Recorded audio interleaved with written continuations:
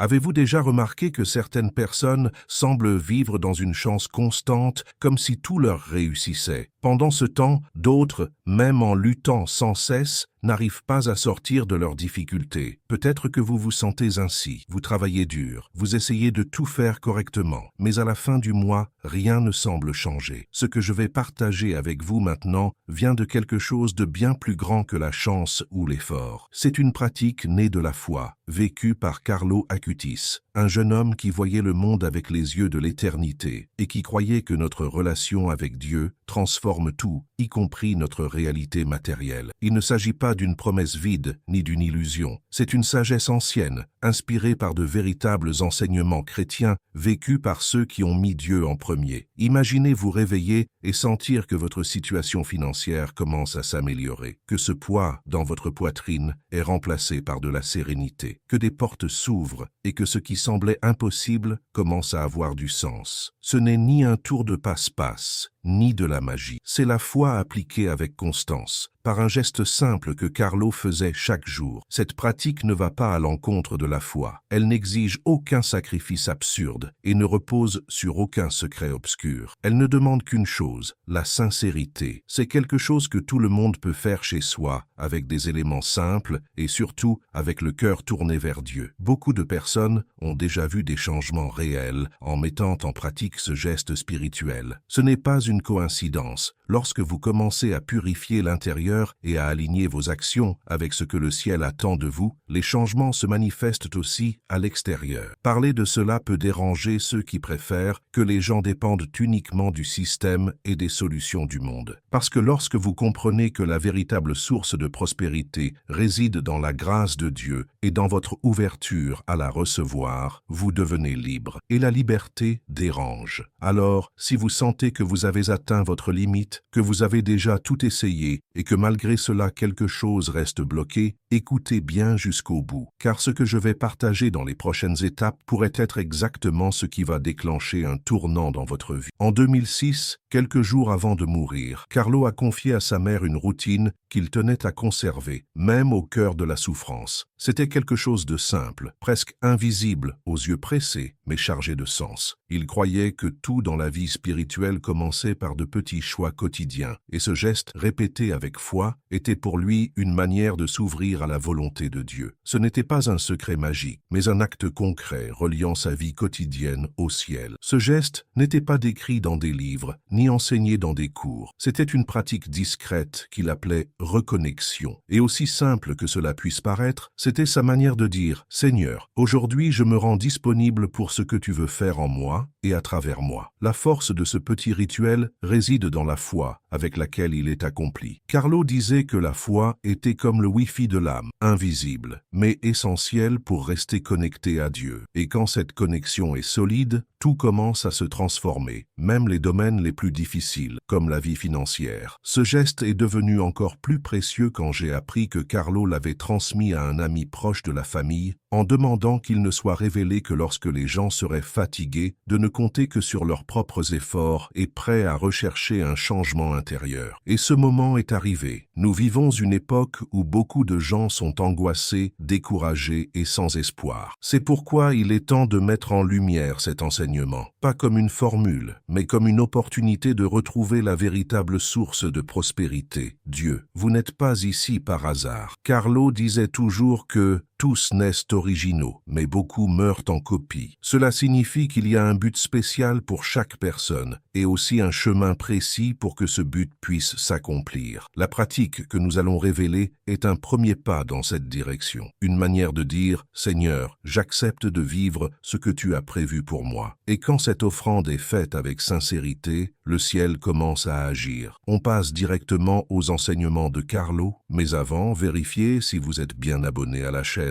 Les contenus à venir vont encore approfondir ce sujet et pourraient bien être exactement ce que vous cherchiez. Beaucoup de gens s'imaginent que le ciel ne se manifeste que par de grands miracles ou des événements extraordinaires, mais Carlo Acutis croyait le contraire. Il disait que le vrai bonheur, c'est de mettre Dieu à la première place, même dans les petites choses. Et c'est exactement ce que j'ai appris en découvrant ce geste que Carlo pratiquait chaque jour. Une routine simple, mais remplie d'intention et d'abandon. C'est à travers elle que j'ai commencé à percevoir des changements concrets dans ma vie, notamment dans le domaine financier, qui jusqu'alors semblait bloqué. À l'époque, je vivais de réelles difficultés, factures en retard, emploi instable, anxiété constante. Je faisais ce que je pouvais, mais rien ne semblait suffire. C'est alors que je me suis souvenu de cette pratique transmise par Carlo, et j'ai décidé de la mettre en œuvre. Au début, rien de spectaculaire ne s'est produit, mais petit à petit, des opportunités qui semblaient closes ont commencé à apparaître. De l'argent inattendu est arrivé sur mon compte. Un ancien client a repris contact pour solliciter mes services. De petites choses qui, ensemble, ont commencé à dessiner une nouvelle réalité. Le plus curieux, c'est que ce n'est pas seulement le côté matériel qui a commencé à changer. Ma paix intérieure a grandi. Ma confiance, autrefois ébranlée, s'est peu à peu reconstruite. C'était comme si, en accomplissant ce geste, je lavais aussi mes inquiétudes, en remettant le contrôle à Dieu, comme Carlo le faisait chaque jour. Et c'est là que j'ai compris. Ce n'était pas juste une pratique extérieure, mais une manière de transformer mon intérieur. Un exercice quotidien de confiance, d'abandon et de reconnexion. Et c'est pour cela que je partage tout cela avec vous aujourd'hui. Parce que je crois que, tout comme moi, vous pouvez aussi vivre ce changement. Carlo ne faisait pas ce geste par superstition, mais par conviction que Dieu agit lorsqu'on lui laisse de la place. Il disait que plus nous recevons l'Eucharistie, plus nous devenons semblables à Jésus. Et de la même manière, plus nous nous remettons à lui au quotidien, plus notre vie s'aligne avec ce qui est bon, juste et vrai. Cela inclut aussi notre stabilité financière, car Dieu se soucie de tout ce qui vous concerne. Pendant longtemps, je me suis demandé pourquoi certaines personnes, même bonnes et travailleuses, semblaient toujours vivre dans la précarité. Mes parents, par exemple, travaillaient dur tous les jours, et pourtant, nous vivions dans les difficultés. Je me souviens de ma mère tentant de cacher ses larmes parce qu'elle ne pouvait pas payer toutes les factures du mois, et de mon père qui parlait peu, mais dont le visage portait constamment l'empreinte de l'inquiétude. C'est dans cet environnement que j'ai grandi, croyant que lutter pour survivre était normal. Mais en moi, une question ne cessait de résonner. Pourquoi certains prospèrent-ils et d'autres non, même en faisant tout comme il faut? Il manquait une pièce à ce puzzle, et je ne l'ai trouvé que des années plus tard, en découvrant les enseignements de Carlo Acutis. À 15 ans, il voyait déjà clairement ce que beaucoup d'adultes ne réalisent pas encore. Notre vie extérieure est le reflet de ce que nous cultivons à l'intérieur. Et si quelque chose est désordonné dans notre esprit, cela se reflète aussi dans des domaines comme la santé, les relations et même les finances. C'est alors que j'ai reçu l'appel d'un parent éloigné, âgé, qui avait connu Carlo de près. Il était très affaibli et voulait me confier quelque chose d'important avant de partir. J'ai voyagé sans savoir à quoi m'attendre. En arrivant, j'ai trouvé un homme fragile, mais avec une lueur dans les yeux. Et d'une voix faible, il m'a dit qu'il avait côtoyé Carlo et appris de lui un rituel simple mais puissant qui aidait à aligner sa vie avec le dessein de Dieu. Et il a ajouté que Carlo ne partageait cela qu'avec des personnes qu'il sentait prêtes à faire vraiment confiance. Ce jour-là, j'ai écouté attentivement tout ce qu'il m'a expliqué. C'était si simple que cela me paraissait presque naïf. Mais je me suis promis de mettre cela en pratique. Et c'est ce que j'ai fait. En rentrant chez moi, j'ai commencé à appliquer le rituel exactement comme il me l'avait enseigné. Et le plus incroyable, c'est que même sans tout comprendre, quelque chose a commencé à changer en moi. Les premiers jours, je dois avouer que tout cela me semblait trop symbolique. J'ai grandi en croyant que les choses ne changeaient qu'avec des efforts, du travail acharné et de la sueur sur le front. L'idée qu'un simple geste spirituel puisse avoir un impact aussi concret sur ma vie financière me semblait fantaisiste. Mais Carlo Acutis disait souvent que la vraie révolution se produit dans le cœur de celui qui s'ouvre à Dieu. Et c'est exactement ce qui m'est arrivé. J'ai commencé à pratiquer le rituel comme je l'avais appris, même sans tout comprendre. Je me lavais les mains en silence, avec du sel, de l'eau pure et des brins de romarin, en répétant une prière dans laquelle je confiais à Dieu non seulement mes peurs, mais aussi mon désir de grandir. Chaque jour, ce moment devenait plus important pour moi. Ce n'était pas juste un acte extérieur, c'était comme un dialogue avec Dieu, une pause au milieu du chaos pour me rappeler qui j'étais et d'où venait mon espérance. Et c'est là que les changements ont commencé à apparaître. Au début, ce furent de petites choses. Un ami qui me devait de l'argent depuis des années m'a recontacté pour régler sa dette.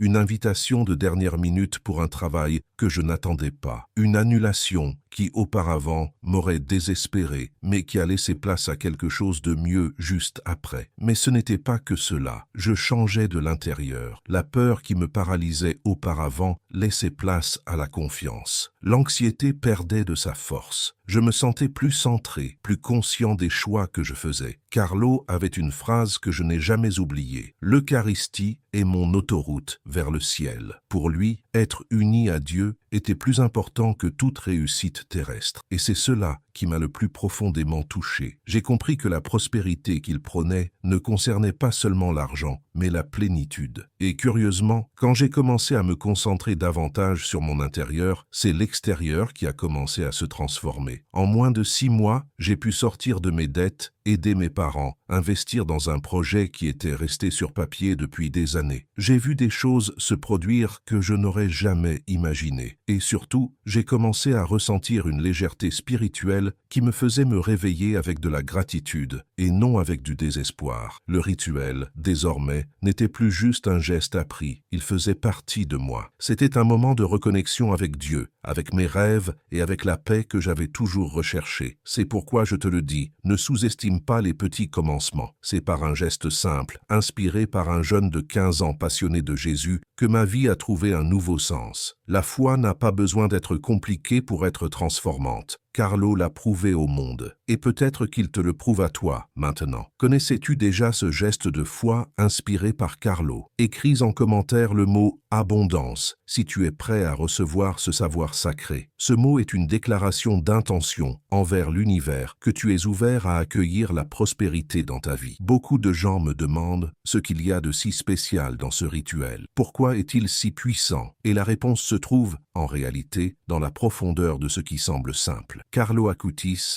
avait le don de percevoir le sacré dans les petites choses. Il voyait l'extraordinaire dans ce que tout le monde ignorait. C'était ainsi avec la messe quotidienne, la confession fréquente, la prière du chapelet, et avec ce geste de foi silencieux qu'il faisait dès son réveil. C'était comme s'il disait « Seigneur, purifie mes mains, nettoie mon esprit et prépare mon cœur à ce que le ciel veut accomplir aujourd'hui. » La sagesse de ce rituel réside dans 3 éléments très symboliques. L'eau pure, qui représente la vie et la fluidité. Le gros sel, qui depuis les temps bibliques est un signe de protection et d'alliance avec Dieu. Et le romarin, que Carlo utilisait comme signe de renouveau, de clarté et de bénédiction. L'arôme du romarin, d'ailleurs, avait toujours une signification spéciale pour lui. Selon le témoignage d'une amie de la famille, Carlo disait que le romarin apportait une sensation d'esprit clair et d'âme éveillée. Et c'est pourquoi il l'utilisait toujours lorsqu'il voulait mieux se concentrer sur ses études ou prier avec plus d'attention. Le rituel se faisait dès le matin. Dans un endroit calme et propre, Carlo préparait un bol en verre avec de l'eau filtrée, y ajoutait 3 cuillères à soupe de gros sel et remuait avec la main droite en mouvement circulaire, toujours dans le sens des aiguilles d'une montre, et ce, 7 fois. Ensuite, il plongeait 3 branches de romarin dans l'eau, chacune avec une intention claire. La première pour la protection et la subsistance. La deuxième pour la croissance spirituelle et matérielle. Et la troisième pour la générosité et la capacité d'aider les autres. Tout cela était fait dans le silence, avec concentration et une prière simple mais sincère. Ensuite, il plongeait lentement ses mains dans le mélange. Il n'y avait aucune précipitation. En lavant ses mains, Carlo priait avec foi. « Seigneur, purifie mes mains, afin qu'elles puissent accueillir les grâces que tu as préparées pour moi. Que toute peur, tout manque ou toute limitation se dissolve maintenant. Que je sois prêt à être un instrument de ton amour et de ton abondance. » Il ne s'agissait pas seulement d'argent. Il s'agissait de sens, de mission, de communion avec le divin. Le détail le plus marquant était la fin. Il ne s'essuyait jamais les mains avec une serviette. Il les laissait sécher naturellement, à l'air libre. Cela faisait partie du symbolisme. C'était comme permettre au ciel de sceller cette offrande, sans hâte, sans interruption. Et pendant que ses mains séchaient, il restait en silence, les yeux fermés, les paumes tournées vers le haut, comme quelqu'un qui attend de recevoir quelque chose d'en haut. Ce geste quotidien accompli avec intention et foi, est devenu une sorte de prière corporelle. Il était physique, spirituel et émotionnel à la fois. Et peu à peu, j'ai compris qu'il créait un espace nouveau en moi. Un espace où Dieu peut agir, où la grâce peut circuler et où la vie commence à s'aligner avec ce qui a vraiment de la valeur. Beaucoup me demandent s'il est nécessaire de croire absolument pour que le rituel fonctionne. Et la réponse est simple. Il ne s'agit pas de magie, mais de foi mise en pratique avec sincérité. Carlo Acutis disait que la foi est comme un GPS. Même si tu te trompes de chemin, elle te redirige si tu continues d'écouter. Et c'est exactement ce que fait ce geste. Il n'exige pas la perfection, il exige l'ouverture. Et quand il y a de l'ouverture, Dieu agit. Avec le temps, j'ai compris que le pouvoir du rituel ne résidait pas seulement dans les éléments, l'eau, le sel et le romarin, mais dans ce qui l'éveillait en moi. C'était comme si, chaque matin, je déclarais avec mon corps et mon âme, « Je suis prêt à vivre selon le plan de Dieu ». Cette répétition quotidienne m'a apporté discipline, clarté et surtout la paix. Parce que lorsque tu commences ta journée en remettant tes mains à Dieu, tout ce que tu touches ensuite porte un peu de cette grâce. Carlo le savait. Ce n'était pas un garçon ordinaire. Même si jeune, il comprenait que la véritable richesse réside dans l'intimité avec Dieu. Et c'est exactement ce que représente ce rituel. Un moment d'intimité entre vous et le Créateur. Un instant où les préoccupations sont déposées, où les blocages commencent à tomber et où une nouvelle manière de vivre commence à se construire. Il ne s'agit pas seulement de se laver les mains, c'est purifier les mémoires, les peurs, les schémas répétitifs qui nous empêchent de prospérer. Après avoir adopté cette pratique, j'ai commencé à entendre d'autres témoignages. Des personnes endettées qui, après quelques jours de prière et de rituels, ont trouvé des solutions inattendues. Des gens qui, depuis des années, ne parvenaient pas à une stabilité financière et qui ont commencé à recevoir des propositions, des opportunités, voire des réconciliations familiales. Ce n'est pas une coïncidence, c'est une transformation spirituelle qui se manifeste dans la vie concrète. Et il y a un détail important que j'ai appris grâce à Carlo, le destin de l'eau utilisée dans le rituel. Il disait qu'elle avait déjà rempli un rôle spirituel et qu'elle ne devait donc pas être jetée n'importe comment. Il ne faut surtout pas la verser dans les canalisations ou dans les toilettes. Il faut la rendre à la terre, dans un jardin, des pots de fleurs ou un sol fertile. C'est un symbole. Ce qui a été purifié peut maintenant fleurir en quelque chose de nouveau. Et les brins de romarin doivent également être restitués à la nature avec respect, comme une offrande de gratitude. En pratiquant ce rituel avec constance, j'ai compris que ce n'était plus seulement une question d'argent. C'était une question d'équilibre, de vivre sans peur du lendemain, d'être disponible pour ce que Dieu voulait accomplir à travers ma vie. Et c'est précisément quand j'ai arrêté de me concentrer uniquement sur le manque que l'abondance a commencé à arriver, souvent par des chemins que je n'aurais jamais pu prévoir. Alors, prêt à embrasser ce chemin de foi avec Carlo Acutis, mais avant cela, il semble que tu n'as pas encore laissé ton like sur cette vidéo. Ce petit geste aide YouTube à diffuser ce message de transformation à plus de personnes qui en ont besoin. Alors, n'oublie pas de liker et on continue ensemble. La suite pourrait bien ouvrir encore plus tes chemins. Il est important de comprendre que le rituel de Carlo Acutis n'agit pas uniquement sur le plan spirituel, mais aussi dans l'espace le plus sensible et silencieux de notre être, le subconscient. Beaucoup de gens prient, travaillent, font tout leur possible, mais se sentent encore bloqués intérieurement. Cela vient du fait que nous avons grandi en entendant des idées faussées sur l'argent et sur ce que signifie réellement prospérer. Des phrases comme « l'argent est la racine de tous les maux »,« les riches n'entreront pas au ciel » ou « je suis né pauvre, je mourrai pauvre » s'enracinent en nous et influencent toutes nos décisions. Carlo en avait pleinement conscience. Il disait « Si nous plaçons notre confiance dans les mauvaises choses, nous perdons la direction de notre vie ». Le rituel des mains qu'il pratiquait n'était pas une mise en scène, mais un acte profond de purification intérieure. Quand on plonge les mains dans l'eau avec du gros sel et du romarin, on se reconnecte à notre valeur devant Dieu. On dit « Je refuse de vivre dans la peur, j'ouvre mes mains pour accueillir la grâce ». Le romarin, dans ce processus, représente la clarté, la renaissance, la force de celui qui choisit de recommencer avec foi et courage. Le parfum du romarin s'élève comme un rappel. Dieu est présent, même quand tout semble confus. Nombreux sont ceux qui ont commencé à pratiquer le rituel et ont rapporté des changements, non seulement dans leur portefeuille, mais dans leur esprit. Un soulagement, comme si un poids invisible avait été retiré. Ils ont recommencé à voir des solutions là où il n'y avait que des problèmes. Ils ont repris leurs rêves, se sont réorganisés, ont pris des décisions plus sages. Carlo croyait à cela, que la foi nous permet de voir avec les yeux de Dieu. Et quand on change de l'intérieur, tout autour change aussi. Ce rituel a transformé la vie de milliers de personnes, et pas seulement sur le plan financier. Il a apporté réconciliation, clarté mentale, paix spirituelle, et surtout une nouvelle manière de voir le monde. La différence réside dans la manière dont on se place devant Dieu. Carlo Acutis disait toujours que la sainteté ne réside pas dans les actes extraordinaires, mais dans la manière d'accomplir l'ordinaire avec un amour extraordinaire. Et ce geste simple fait avec foi est exactement cela, un acte ordinaire doté d'un pouvoir spirituel extraordinaire. J'ai entendu l'histoire de Donna Celia, une veuve simple, vivant dans l'intérieur du Minas Gerais. Après la mort de son mari, elle a sombré dans les dettes. Elle vivait de sa retraite et de quelques petits travaux de couture, mais ne parvenait toujours pas à tout payer. C'était une femme de foi, mais la dureté de la vie lui avait même enlevé l'espérance. Un jour, par hasard, ou plutôt par providence, elle est tombée sur une vidéo parlant de ce rituel inspiré par Carlo Acutis. Elle raconte qu'elle n'a pas tout compris, mais qu'une voix dans son cœur lui a dit « Fais confiance, ce n'est pas une question de comprendre, mais de croire ». Alors, avec simplicité, elle a pris un peu de gros sel de la cuisine, de l'eau filtrée et 3 brins de romarin cueillis dans son jardin. Elle a tout préparé en silence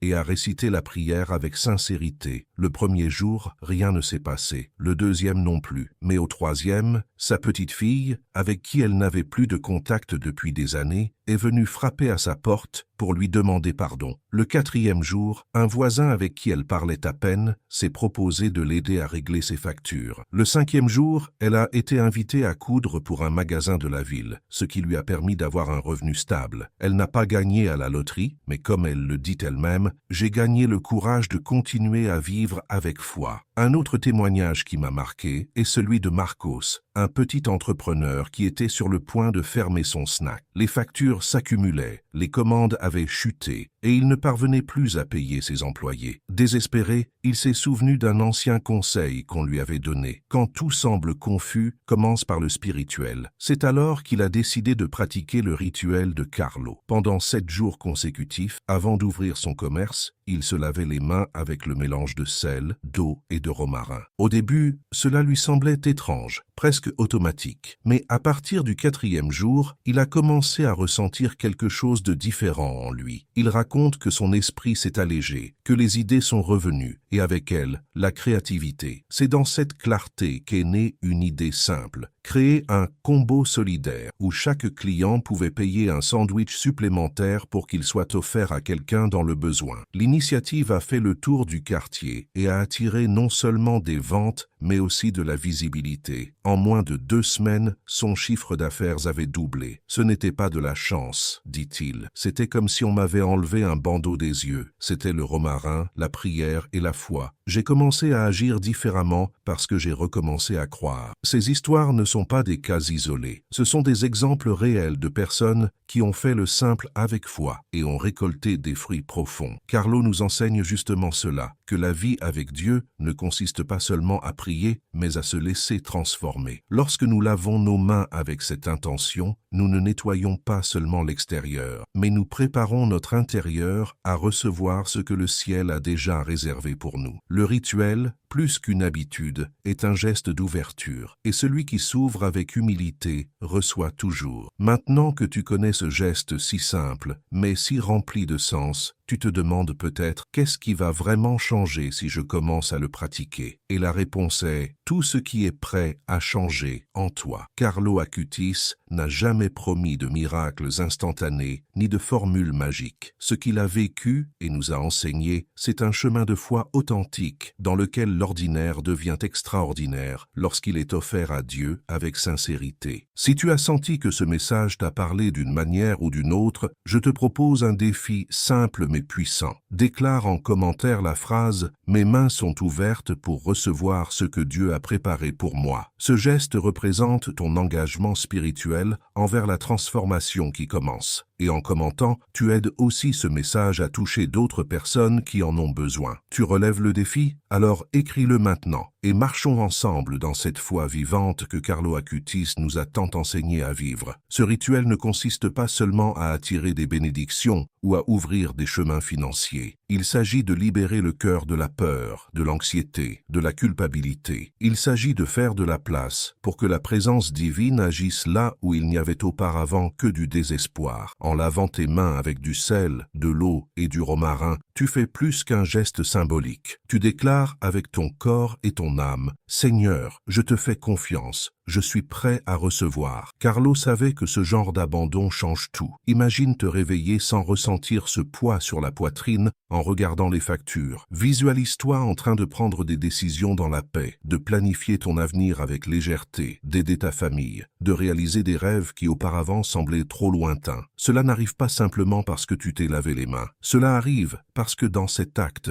tu retrouves ta dignité d'enfant de Dieu. Et ce retour à soi change ta manière de voir la vie. Comme le disait Carlo, la tristesse naît du regard tourné vers soi-même. Le bonheur naît quand on regarde vers Dieu. En répétant ce geste avec foi et constance, tu vas remarquer que ton esprit commence à s'ouvrir. Des idées surgissent, des solutions apparaissent. Tu commences à voir des possibilités qui auparavant t'échappaient. C'est le fruit du changement spirituel qui commence à se produire lorsque l'on enlève les débris de l'âme, ses croyances, traumatismes et habitudes qui empêchent la prospérité de circuler. Carlo appelait cela « nettoyer le canal de la grâce ». Car l'abondance de Dieu a toujours été là. Ce qui manquait, c'était de l'espace en nous pour la recevoir. Et quand cet espace s'ouvre, tout commence à s'aligner. Tes relations s'améliorent, car tu ne vis plus dans le manque. Ta santé te remercie, car le stress perd en intensité. Ta créativité s'épanouit, car tu ne vis plus en mode survie, mais en harmonie avec le ciel. Et surtout, ta spiritualité s'approfondit, car désormais, tu sais que Dieu est présent dans chaque petit geste de foi, comme ce rituel accompli devant un bol en verre, avec du sel, de l'eau et 3 petits brins de romarin. Carlo Acutis n'était pas prêtre, ni un grand théologien. C'était un jeune ordinaire comme toi et moi, qui a compris que la sainteté est à la portée de tous. Et il a choisi de vivre comme si le ciel était juste là, parce que, pour lui, c'était le cas. S'il était ici aujourd'hui, il dirait peut-être quelque chose comme « Tu n'as pas besoin de pouvoirs spéciaux, tu as juste besoin d'ouvrir ton cœur. » Et c'est ce que permet ce rituel, une ouverture, une porte, une reconnexion avec ce qu'il y a de plus vrai. Maintenant que tu sais, ne garde pas ça pour toi. Partage-le avec quelqu'un qui a besoin d'espérance. Peut-être que cette pratique toute simple est le souffle qui manquait pour raviver la foi dans un cœur fatigué. Et souviens-toi, il ne s'agit pas seulement d'attirer de bonnes choses, mais de devenir une personne prête à vivre ce que Dieu a toujours rêvé pour toi. Car la véritable abondance, c'est vivre dans la volonté de Dieu. Et quand tu empruntes ce chemin, la vie cesse d'être une lutte pour devenir une mission